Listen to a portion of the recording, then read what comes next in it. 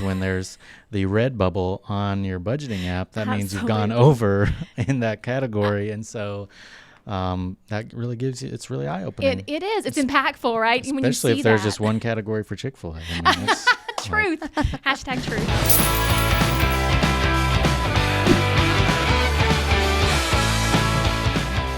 Hey, this is Shay, And this is Mary Helen, and welcome to the Pocket Change Podcast. where you'll learn to spend, save, and invest, and take control of your financial journey. On this episode, we're excited to talk about financial tips for 2023. There's so many statistics and studies out there about Americans living paycheck to paycheck, and it seems that the numbers are just getting higher and higher. And so we really want to talk about some financial tips on how to combat that and how people can break the cycle of living paycheck to paycheck and establish strong financial habits. And so we're excited to talk about that on the podcast. Absolutely. We have a special guest, Karen Freeman. Thank you for being with us today. Absolutely. Thanks for having me. Of course, we're so excited to get started. But before we do that, can you tell us a little bit about yourself and maybe some New Year financial goals that you may have? Absolutely. So my name is Karen Freeman. I'm the Chief Operations Officer here at Leaders Credit Union, and I do a lot of things here at Leaders. My responsibilities are retail operations, HR and training, and facilities. So I stay pretty busy. And my goal this year really for financial goals is really focused on college. Right? So we have a 16-year-old who will be a senior next year, and that is looming. And so really our family is really focused on saving enough and making sure we can pay for that college expense. So we're discussing ways to get financially fit in 2023. Yeah. This new year, kicking this off. So do you have any tips or maybe pocket change that you could give us for our listeners for the new year? Yeah, I think when we're talking about goals, right, the first step is always awareness. If I'm going to lose 10 pounds, the first step is knowing how much I weigh today, right? So same thing when it comes to our finances. The beautiful thing about living in 2023 is that we have all kinds of tools that help us really know. So oftentimes we think, okay, well, our balance on the mobile app says I have X, right?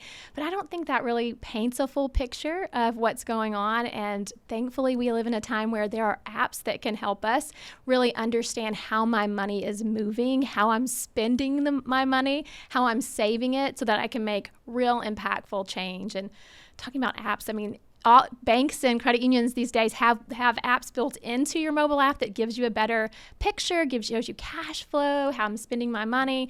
But there's also others out there, Mint and YNAB, which is always my favorite one. Does anyone know what that stands for? YNAB. Any ideas, Mary Helen? I do not. You need a budget. Easy. Oh, don't you love that? So it's awesome. So it's my favorite one. But Dave Ramsey has some. NerdWallet has some. So Leaders Credit Union has money management in their app that you can set up budgets for. And it's outstanding. It is outstanding. It's also terrifying because when there's the red bubble on your budgeting app, that means you've gone over in that category. And so that really gives you, it's really eye-opening. It is. It's impactful, right? When you Especially see if there's that. just one category for Chick-fil-A. I mean, Truth.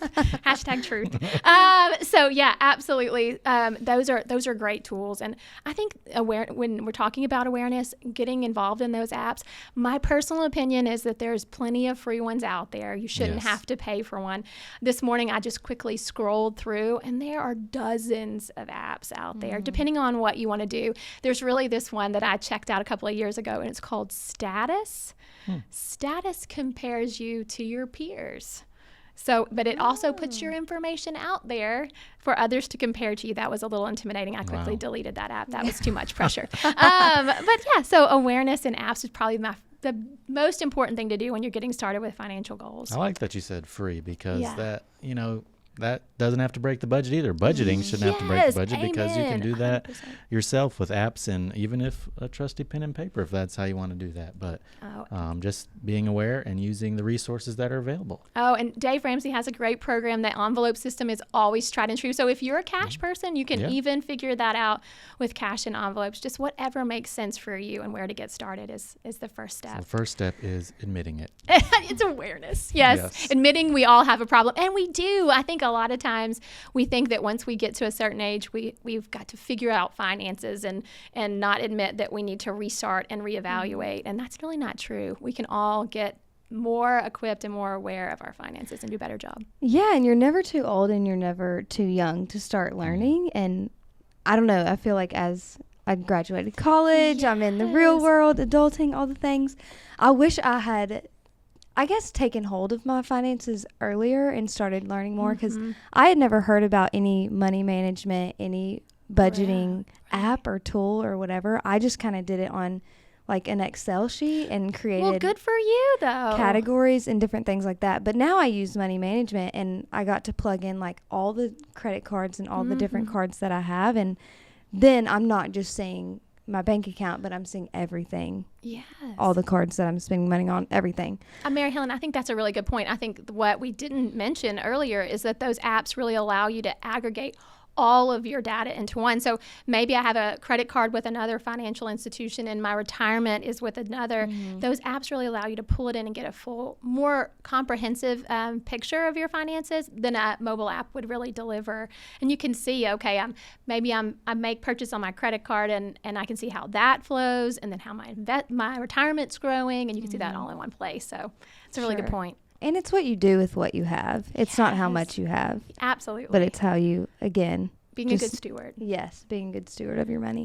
So after we've admitted it, after we're aware of what we're spending and we've plugged it all in, we can see, okay, all this money I'm spending going to Chick-fil-A. What's my next tip? What's my next step? I love to use Chick-fil-A as the example, because I think it's all of our problem. It's not just one person. I think the next step is much like food and dieting, is making small changes, right? We've all been on a diet and tried to go from eating fast food 5 days a week to not at all. Or should I just get one chicken sandwich instead? Or an 8 count instead of a 12 count? I love this. So same thing is true on your finances. If you make too drastic of a change, you're not going to be able to stick to it. So small changes are a big deal. So 2 things come to mind. Chick-fil-A, prime example, right? So I'm not giving up my sandwich and fries, but I may want to give up the drink, right? Because the drink is really expensive and a quick way to save money. So what, $2 you're saving off the bat. So if you're going to Chick-fil-A 5 days a week, that's $10 that you've saved over the course of the week. And once you see that incremental change, then you can make the next one, right?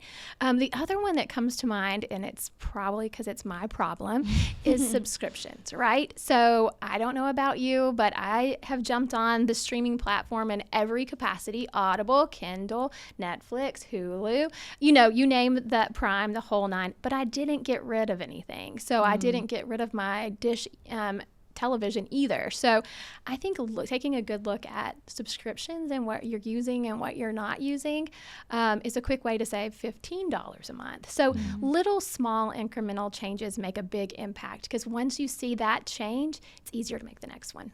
No, you can't save $1,000 until you saved $100. I love that. You can't save $10,000 until you've saved, $1,000. So just making those small changes really help. Absolutely. I remember this so vividly whenever I was younger. This was prior to credit cards, prior to debit cards. We would go pay with cash and have like $10 go to eat, whatever. And it was funny because my friends would only care about the dollars, but they wouldn't care about the change or the quarters or the nickels or whatever. And they're like, oh, like, I just want the dollars. And I was like, what? Like, that's money that can go towards something. It's only 15 cents, but it's 15 cents closer to $1 million. Oh, Nice. And Wow. so good observation. it adds up. It does. 15 cents. It's 15 cents. And to your point, Mary Helen, as we get older, 15 cents turns into $15, right? And we're like, oh, it's only $15. But $15 adds up, right? Gets you there to Shay's point. You can't save $100 till you can't save $1 million till you saved $100. So, right. So after we make those small changes, what's the next step to be financially fit? I think the next step, tip 3, really is getting your whole family involved, right? That's going to make sure that they understand what the goals are and what you're trying to accomplish. If I know from personal experience, when I try to go it alone, it was a little harder, right? They didn't understand what I was doing and why I was asking them about their purchases and why I said we couldn't do something. And so I think getting the whole family involved ensures the most success. And it's a team. It's a team effort. Yes. So speaking from my own personal experience, I got involved in money management apps probably a decade and a half ago. And until I got my family involved, it really was fruitless, right? So I was always having these friction points. We don't need to do that. We need to make this change, et cetera, until I really got them involved. Number one, my spouse, right? Understanding what was happening and the why behind it. And for him, because he's not involved in the day-to-day finances, he wants to see the end result. So, hey, this is how much we saved. And so that made a big difference. And then for my kids, as they've gotten older, involving them in the conversation, not a situation of fear. I think fear, when it comes to finances, has negative or ripple effects, just like anything else. So we don't want them to fear money and not understand it and be scared of it. That creates a situation where they freeze and aren't able to make wise financial decisions in the future. But involving them in the why, having those conversations to say, hey, this is what we're trying to accomplish, and here's how you can help. And then they feel a sense of ownership. Yes, that's really what it boils down to, is I am helping make an impact in the household. So. And when you own something, you care more about it and you want to take care of it. Absolutely. It's kind of like the whole rental car thing of like when you rent a car, you're not going to take care of it as much as if you own the car. That's your car. Your name's on that. Like that's yours and you're going to take care of it. Absolutely. That's also a good reason why you get them involved in cleaning your house. Heads up.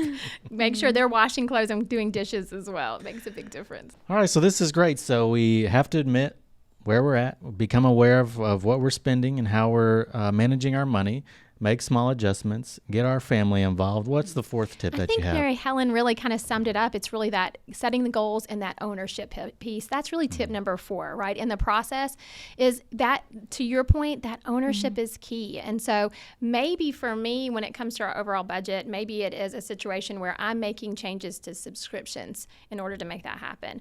But for my children who are now driving and out on their own, when they stop by Sonic, what choices do they have to make? Or if they go make a choice and they're going out with friends, what choices they make to impact our overall budget. Are they really hungry? Yes. Are they hungry? In fact, my teenager called me last night and she was bored. And so she decided to go by a local fast food restaurant and to get a drink. And you're like, do you really need that? I mean, they probably are. If your son's anything like me as a teenager, then yes. Yes. I probably was hungry. Yes. It's a lot. Be ready, my friend. It's a lot. And then it's cool to see like you're letting your kids have this ownership so that they can make decisions now, and when they grow up, they've already made decisions. Like that's a practice that they've nailed down, and they've practiced, being financially wise, and they're going to take that on to where like it's a drink today, but it may be buying a car tomorrow. Absolutely. And I to your point, setting that framework now that my daughter has her own account, right? She's able to make those decisions without having to ask me, well, should I or shouldn't I? She's already kind of practiced that a little bit. And now she realizes how much fuel costs and that we encourage her to tithe off her income that she has from her job. And so all of that makes a difference for her, and she factors those into her financial decisions. And so after all that, like, what do? You've learned all of these lessons. You've held back. You've gotten water instead of a Diet Coke. So what do you do after that? Yeah, so I think it really goes back to that we don't want anyone to be scared of money or not to be afraid of money in any way or feel like they can't make financial decisions. So we celebrate, right? So celebration looks different for everybody. So maybe you're saving up for a big vacation and the celebration is you get to go on the vacation. Right. Or maybe it is that you're just saving in order to go to college or saving for something for the household. But you don't want to spend money necessarily as a celebration to saving it, right? You negate your purpose. So I think it's a lot of what is important to your family. Maybe it's a situation where if we meet our financial goal, we're going to be okay with doing nothing on a Saturday. So we're going to stay in our pajamas, we're going to watch movies, eat popcorn, and just spend time together. Maybe it's a situation that you want to save X, but it's going to cost, you want to spend a little bit of money. So maybe you save, instead of saving $1,000, you save $1,200, and then there's a little buffer so you can go out to eat and celebrate. So it's really up to the family and what they want to do. But I think celebration is not only good for us as adults to make sure that we've celebrated that milestone and are working to the next. It motivates us, but it's also good for our kids as well. Yeah. Absolutely. Who doesn't love a celebration, That's right? Definitely. As long as you built it into your budget and we don't blow it, then hey, that's the best thing to do. All right, so Karen, remind the listeners, what are the 5 tips to become financially fit in 2023? Absolutely. So the first step, awareness. We want to make sure that we know where we are today so we'll know where we're going. Second is to make small changes. Don't eat the elephant all at once, one small bite at a time, right? Number 3, get the whole family involved. So whether it's a spouse or fiance, significant other, or if you have kids, get them all involved. That's going to ensure the best success on that part. Set goals. We can't make changes unless we know where we're going. So number 4 would be set goals. And finally, celebrate. Life is too short. Enjoy it and make sure that you're encouraging your whole family and yourself to keep moving forward toward financial freedom. Well, thank you for sharing all those tips with us today. And we want to ask you one last question. Gotcha. We're It's a asking fun everyone one. on the podcast. Okay, I'm ready. So if you had some extra pocket change, what would you do with it? So I have a 14-year-old and a 16-year-old, and the reality is I have very little pocket change, but usually it goes to them. So if things are happening, there's always something for them. But if they don't have any requests, I would say it would go toward my hobby, which I love to read. So I do collect that so that I can justify buying one more book this month. So that would be what I do with it. That's awesome. Good answer. Absolutely. Thanks Okay. for having me today. Well, thanks for being on the podcast and giving us 5 financially fit tips that we can take with us in 2023. Happily. Well, Shay, that wraps up our second episode of the Pocket Change podcast. Listeners can find us on their favorite podcast platform and any social media, including Facebook, Instagram, Twitter, LinkedIn, and YouTube, The Pocket Change podcast has been presented by Leaders Credit Union. where we power your passion to make life better. Cha-ching. Leaders is federally insured by the NCUA Equal Housing Lender. Learn more at leaderscu.com.